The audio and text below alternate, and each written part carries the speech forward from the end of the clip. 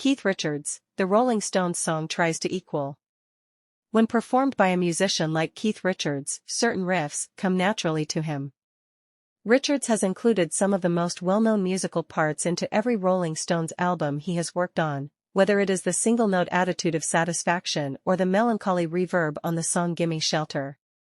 Richards still views one song as the benchmark for what he set out to do, despite the fact that he was more than willing to play any riff that occurred to him at the time. Richards did, however, have some assistance from those who came before him in order to become one of the most well-known rock stars in the world. Richards has cited Chuck Berry as one of his greatest influences throughout his career with the Stones, claiming that the latter's tone gave him the idea to play with such a forceful demeanor. When discussing the real driving force behind the band, the blues inevitably come up. Richards was always inspired by musicians like Muddy Waters and Robert Johnson, even while he was performing in a rock setting. He used these musicians' blues shuffles like Street Fighting Man and ballads like Wild Horses as the foundation for his own blues ballads. But as the 1970s came to an end, Richards found himself having to catch up to the fresher rockers. In contrast to the opulent sounds of progressive rock and the hard rock boom that followed the 1960s, the worlds of punk and disco had turned rock and roll on its head and introduced new interpretations of the classic sounds of pop music. Richards and Mick Jagger, not wanting to be outdone, created a new sound for the album Some Girls by fusing various genres together, such as the disco of Miss You, the country twang of Faraway Eyes, or the punk ferocity of Respectable.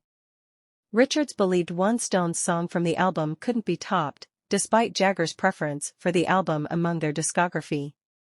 Beast of Burden, one of the most renowned songs from this period of the band, combined their distinctive sound with a country flair. Richards believed it to be the band's closest attempt to capture their distinctive sound in a song, despite the fact that the words are still divisive. Richards later remarked, "I wish I could write another one just as good, you know," in reference to the legacy of Beast of Burden. "I want to achieve that. However, the song is lovely. You know, writing amazing soul ballads is my goal, so it just has the entire feel. That's coming near now." Despite the Stones' long history of being predominantly recognized as a blues band, this song demonstrates just how much R&B they have influenced. Beast of Burden is the band letting loose with a soulful song that sounds like it might have come out of an artist like Ray Charles from years earlier, in contrast to the worn-out love songs across the rest of their repertoire.